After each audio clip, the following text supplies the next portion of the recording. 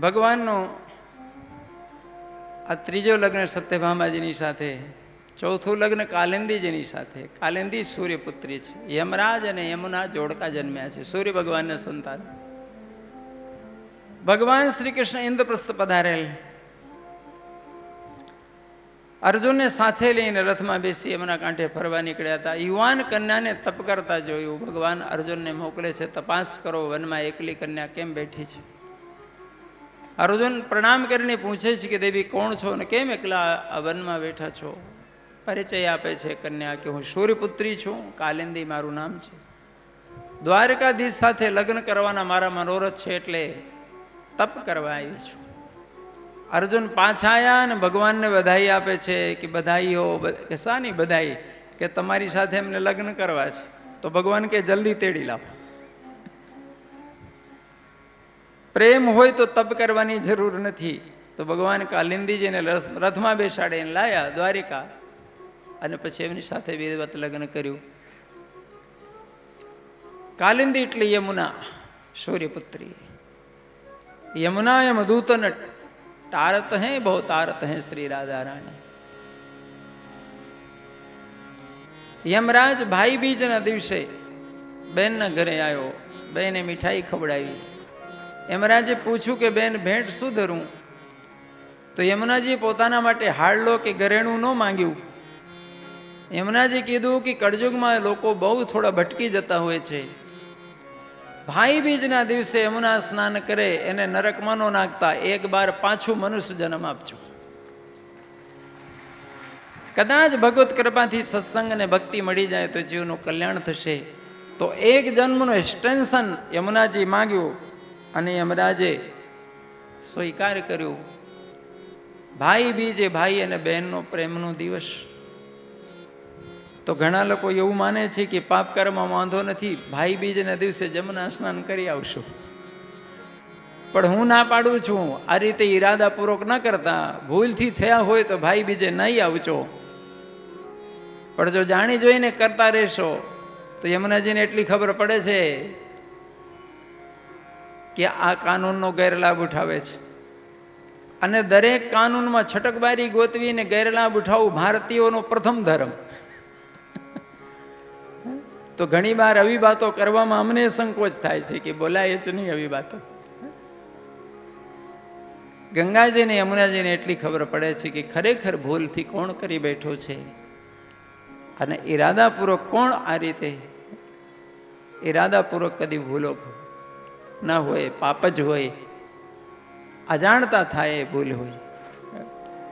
યમુને મહારાણી ધન શ્રી યમુના કૃપા કરી શ્રી ગોકુળ બ્રજ સુખ આપજો. ધન્ય શ્રી યમુના કૃપા કરી શ્રી ગોકુળ બ્રજ સુખ આપજો. બ્રજ નીરજમાં હર્નિશયમને સ્થિર કરીને સ્થાપજો. બ્રજ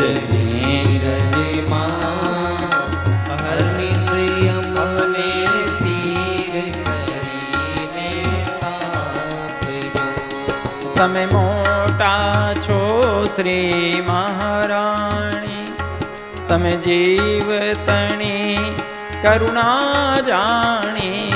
તમે મોટા છો શ્રી મહારાણી, તમે જીવતણી કરુણા જાણી. અમને તવ શરણે લેજો તાણી. ધન્ય શ્રી યમુના કૃપા કરી શ્રી ગોકુળ બ્રજ સુખ આપજો. ધન્ય યમુના કૃપા કરી શ્રી ગોકુળ બ્રજ સુખ આપજો. પાંચમો લગ્ન મિત્ર બિંદા. ઉજ્જૈનના મહારાજ બિંદ અને અનુબિંદ એમના બેન સ્વયંવરમાં એમને ભગવાનને બરવાની ઈચ્છા કરી તો ભગવાન એમને સ્વીકારે છે પત્ની તરીકે. છઠ્ઠો લગ્ન મહારાજ બ્રજસેનની પુત્રી લક્ષ્મણાજી ભગવાનને સ્વયંવરમાં એમને પણ સામેથી માળા પહેરાવી એટલે ભગવાન સાથે પરણ્યા. સાતમું લગ્ન અયોધ્યા નરેશ મહારાજ નગ્નજીતની પુત્રી સત્યાજી. નગ્નજીતને પાસે 7 સાંડ હતા જે બહુ ક્રોધી. વરની પરીક્ષા કરવા માટે એમને જાહેરાત કરી હતી કે આ 7માંથી એક પણ સાંડને જે નાથીને બતાવે એને મારી પુત્રી પરણાવું. આખા દેશમાંથી તમામ રાજાઓ રાજકુમારો ગયા હતા પણ કોઈ એકેય બળદ નાથી ન શક્યો. ભગવાને 7 નાથ્યા. એટલે ભગવાન કૃષ્ણ સાથે સત્યાજીના લગ્ન ધૂમધામથી ઉજવાણા. 8મું લગ્ન ભદ્રાજી સાથે, અને ભદ્રાજી ભગવાન શ્રી કૃષ્ણના ફોઈબાના દીકરી. કઈ પ્રદેશ એટલે કાશ્મીરમાં રહેતા. ફોઈબાએ સામેથી ભગવાન શ્રી કૃષ્ણ સાથે પોતાની દીકરીને લગ્ન કરી એમને કન્યાદાન કર્યું છે. ક્ષત્રિયોમાં મામાની ફોઈની દીકરી સાથે લગ્ન કરવાના રિવાજો છે, બ્રાહ્મણ બાણિયામાં નથી. પણ દક્ષિણ ભારતમાં બધા વર્ણોમાં મામાની દીકરીની ફોઈની દીકરીની સાથે લગ્નો થાય છે. આમ 8 મુખ્ય લગ્નો ભગવાનના થયા. પરીક્ષિત પૂછે છે કે મેં 16,000 સાંભળ્યા હતા, એ કઈ રીતે થયા? સુખદેવજી મહારાજ કહે છે કે રાજન, ભૌમાસુર નામનો રાક્ષસ બહુ બળવાન હતો, તો આખી દુનિયામાં એને અત્યાચાર શરૂ કર્યા, અને જ્યાં જ્યાં સુંદર કન્યાઓ મળે જબરજસ્તી ઝૂંટવીને લઈ જાય. તો 100 કન્યાઓ એને પોતાના મહેલમાં ભેગી કરી લીધી. કોઈની સાથે પરણ્યો નહીં, એમને રાખે બધાને. જૂના કાળમાં રાજાઓ કન્યાઓનું અપહરણ કરતા હતા, લડીને ઝઘડીને પણ સ્વયંવરમાંથી લઈને ભાગતા હતા, પણ પરણવા માટે. આ રાક્ષસ કોઈને પરણે નહીં. જ્યારે શ્રી કૃષ્ણ પાસે બહુ ફરિયાદ આવી એના અત્યાચારની, ત્યારે ભગવાન શ્રી કૃષ્ણ ગયા અને એને માર્યું. પરીક્ષિત પૂછે છે ભૌમાસુર હતો કોણ, એનો પરિચય? સુખદેવજી કહે છે ધરતી માતા એની માં અને બારાએ ભગવાન એના બાપા. તો પરીક્ષિતને નવાઈ લાગી કે ધરતીનો પુત્ર ને ભગવાન બારાહનો દીકરો રાક્ષસ કેમ પાક્યો? હારા માવતરનો છોકરો હારો ન પાકવો જોઈએ. ઘણી વાર ઊંધું થાય છે. હિરણ્યકશ્યપના ઘરે પ્રહલાદ પેદા થાય છે અને બારાહીના ધરતીનો દીકરો રાક્ષસ પેદા થાય છે. પ્રકૃતિમાં જગતમાં હંમેશા અપવાદો પેદા થતા રહે છે. આમ તો મોટા ભાગે નિયમ કામ કરતું હોય, પણ દરેક નિયમનું અપવાદ આ દુનિયામાં હોય છે. કોઈ પણ નિયમ નિરપવાદ હોઈ શકતું નથી, કારણ કે આખો જગત જ સાપેક્ષ છે. એક્શન અને રિએક્શન આખા જગતમાં જોવા મળશે.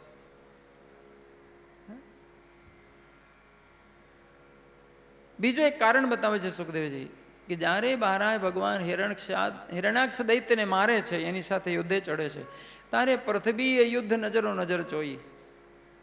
બહુ ભયભીત થઈ પૃથ્વી, એ રાક્ષસને ભૂલી શકી નહીં.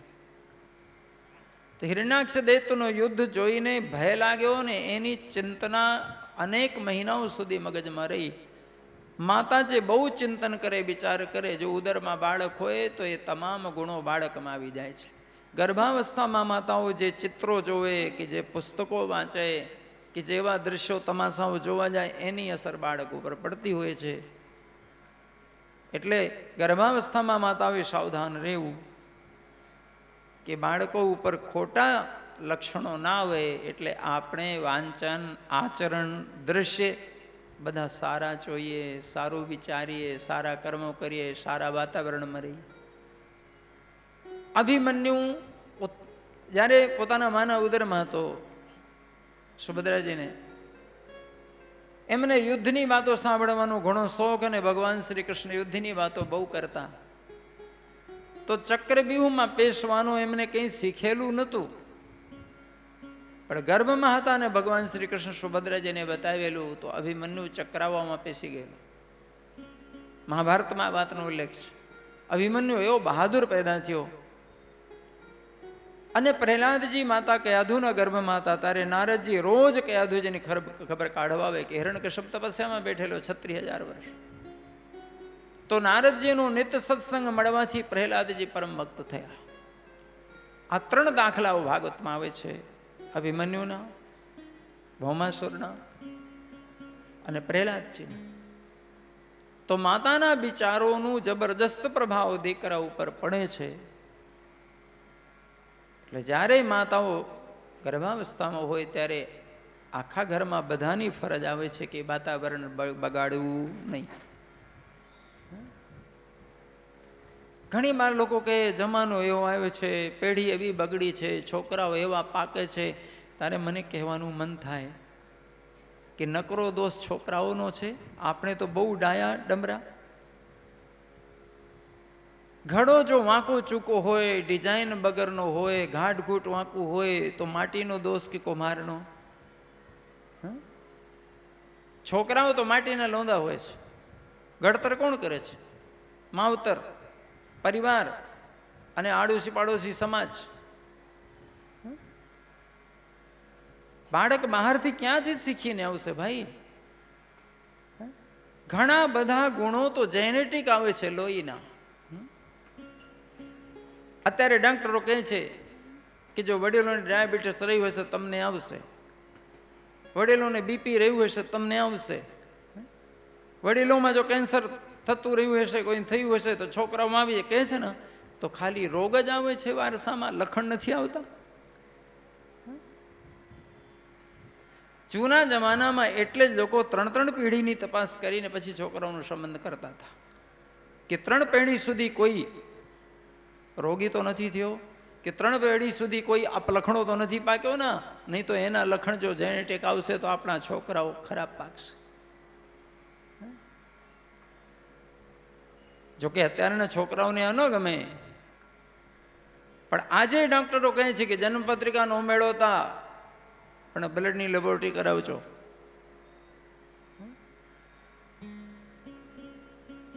એ પણ પત્રિકા જેટલું જ મહત્વનું છે. તો ઘણી બધી વાતો અમારા વડવાઓ પાસે પણ હતી જેને અમે માત્ર રૂઢી ગણીએ છીએ. એમાં પણ ક્યાંક વિજ્ઞાનના સૂત્રો પડ્યા છે. ભગવાન જ્યારે ભૌમાસુરને મારવા ગયા ત્યારે એકલા નીકળ્યા. ઉદ્ધવજી ના પાડે છે કે દાઉભાઈ આ યુદ્ધમાં ગયા છે, આપણી સેના સાથે નથી, આપ એકલા જાઓ છો. ભૌમાસુર બહુ તાકતવર છે, બહુ માયાવી છે, બહુ પ્રચંડ શક્તિ ધરાવે છે. ભગવાન કહે છે ગમે તેવું હોય પણ હું 1 મિનિટ આના માટે ઊભો રહીશ નહીં. અત્યાચાર સાંભળીને મને ચેન પડતું નથી. તો સત્યભામાજી જીદ કરે છે કે હું તમારી સાથે આવીશ. કે હું જીદ કરું તો કદાચ અટકી જાય. તો ભગવાન કે વાંધો નહીં, તમે ગરુડમાં બે લો, પણ હું તો જઈશ નહીં. તો કોઈ દિવસ સ્ત્રીઓ યુદ્ધભૂમિમાં જાય? પણ એ અટકાવવા માટે જોર કરતા હતા, પણ ભગવાન એમને ભેગા લઈ ગયા, પણ અટક્યા નહીં. તો ઉદ્ધવજી કે મને તો સાથે લઈ લ્યો. હવે ઉદ્ધવજી જો કે લડવામાં ક્યાંય એમનું નામ નથી આવતું, એ તો મંત્રી પ્રધાન છે અને જ્ઞાની પુરુષ. પણ ઉદ્ધવજી અને સત્યભામાજી બે જ. અને એ યુદ્ધનો વર્ણન જે છે એ ભગવાનની યુદ્ધ કલા જો 16 કળા ખીલી હોય ને, તો ભૌમાસુર સાથે જ્યારે ભગવાન એકલા હાથે લડે ત્યારે એ વખતે ઉદ્ધવજી જોવે છે કે દરેક શસ્ત્રની યુદ્ધ કલા શ્રી કૃષ્ણને એટલી જબરજસ્ત આવડે છે કે એમનાથી આગળ કોઈ નહીં નીકળે. ભૌમાસુર ગદા ઉપાડે તો ભગવાનના હાથમાં ગદા હોય, એ તલવાર ઉપાડે તો ભગવાન તરત જ ખડગ લઈ લે, એ ધનુષ્માળ ઉપાડે તો ભગવાનનું સારંગ ઉઠાવી લે, એ ચક્ર ઉપાડે તો ભગવાનનું સુદર્શન ઉપાડે એની સામે. એના બધા શસ્ત્રો ખૂટી ગયા તો ભૌમાસુર તો મુસ્તંડ તગડો ભયંકર પાડા જેવો, અને ભગવાન શ્રી કૃષ્ણ તો એકદમ નાચુક રૂપકડા. અને ભૌમાસુર લલકારે છે કે મારા શસ્ત્ર ખૂટી ગયા છે, તમારી તાકાત હોય તો મલ્લયુદ્ધ કરો. તો ભગવાન શસ્ત્ર ફેંકી એની સામે કુસ્તીમાં ઉતરી પડ્યા. અને ઉદ્ધવજી ઊંચા નીચા થઈ ગયા કે પ્રભુ આ શું કરો છો? તો કે તમે જો, આ તો મને જૂનો અભ્યાસ છે, ચાણૂર મુષ્ટિક સાથે કર્યું છે. અને ભગવાન ભૌમાસુરને યુદ્ધમાં મલ્લયુદ્ધમાં પછાડીને છાતીમાં લાત મૂકીને ઉભા રહી ગયા.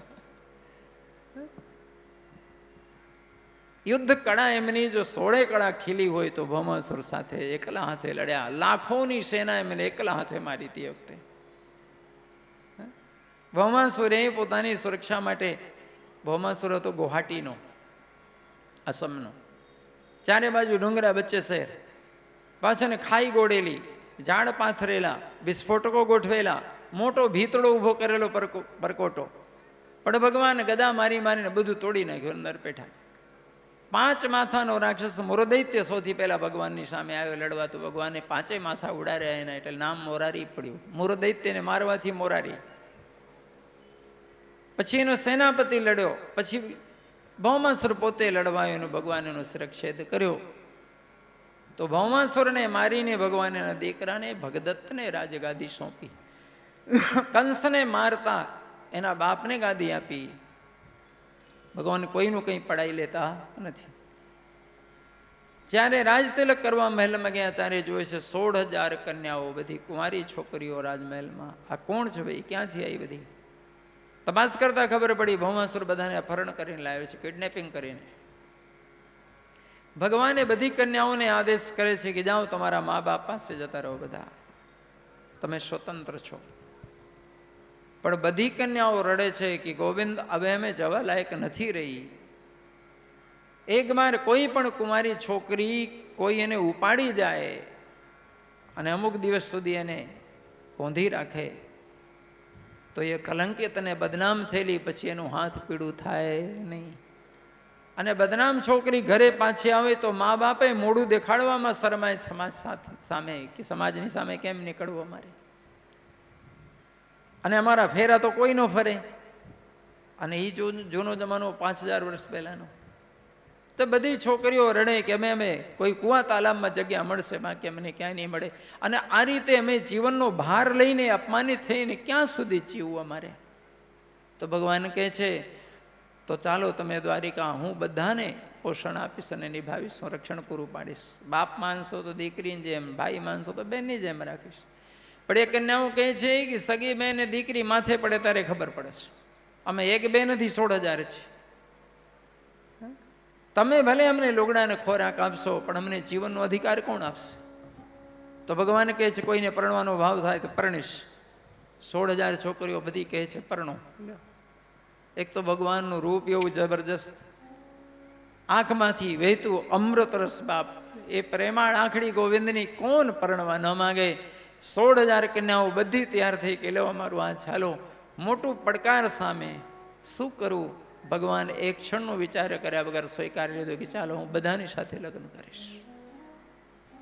16,000 કન્યાઓને જીવન આપવા માટે ભગવાન પરણ્યા છે, પોતાના શોખથી પરણ્યા નથી. લાગણીશીલ, બધી સ્ત્રીનું હૃદય લાગણીશીલ હોય. એક બાર આત્મહત્યાના રવાડે ચડે તો બધી જીવ ટૂંકાવે. તો ભગવાન આ લોકોને જીવન બક્ષવા માટે લગ્ન કર્યા છે. બધાને લાયા દ્વારિકા. 16,100 માંડવા ઊભા થયા, 16,100 ચોરીઓ ગોઠવાણી, 16,100 ગોર બોલાયા. હવે એક જ મૂર્તિયા હોય તો એક માંડવાની ચોરીમાં એક ગોરમાં ન હાલે. પણ ભગવાનને થયું કે વેઠ નથી વાળવું, હરખી રીતે પહેણવું છે. દરેકની સાથે વિદવત ફેરા ફર્યા. પછી 16,108 મહેલ એક જ ડિઝાઇનના એક સરખા તૈયાર કરાવ્યા દ્વારિકામાં. દરેક મહેલમાં એક સરખી બધી વસ્તુઓ. એ તો બહુ હેલું છે. એક જ કંપનીના ટીવી ને એક જ કંપનીના ફ્રીજ ને એક જ કંપનીના લુગડા મંગાવવા, એ તો એ ઓર્ડર કરવાનું હોય ખાલી, તો સપ્લાયર તો હોય જ. પણ એક સરખું બધાને પ્રેમ આપવું બહુ અઘરું, અને એ શ્રી કૃષ્ણ પૂરું કર્યું છે. સુખદેવજી મહારાજ કહે છે કે 16,108 પત્નીઓમાંથી કોઈ દિવસ અંદર આપસમાં ઝઘડો ન થયો, કોઈને એકબીજાની અદેખાઈ ન આવી, અને કોઈએ કદી આક્ષેપ ન કર્યો કે તમે આને મારા કરતા વધારે પ્રેમ કરો છો, કે આને મારા કરતા વધારે માનો છો, ને અમને પૂછતા. દરેક રાણીને એવું લાગે કે સૌથી પહેલી નંબર તો હું જ છું, બીજી બધી પછી. આ સૌથી અઘરું છે જે ભગવાને પૂરું કર્યું છે. નહીં તો આ 16,100 કન્યાઓ કોઈ એક જ ગામની, એક જ જ્ઞાતિની થોડી હતી, આખી દુનિયાની હતી. હવે આખી દુનિયામાં તમે જુદા જુદા પહેરવેશ, જુદું જુદું ખોરાક, જુદા જુદા રૂપ રંગ, જુદી જુદી ભાષા, જુદા રીત રિવાજો, હે, જીવનના ઢંગ જુદા, અને એની સાથે મેચ ખાવું, સેટલમેન્ટ કરવું. આજે દુનિયામાં દરેક જ્ઞાતિમાં પોતાની જ્ઞાતિમાં સંબંધ કરવાનો રિવાજ કેમ છે કે સમાન રીત રિવાજ હોય, સમાન વિચારધારા હોય, સમાન ધંધા હોય તો જલ્દી એકબીજામાં ભળી જાય સહેલાઈથી, કારણ કે જીવન પદ્ધતિ બંનેની સરખી હોય. પણ જીવન પદ્ધતિ ને રીત રિવાજો ને ખાણીપીણી બધું જ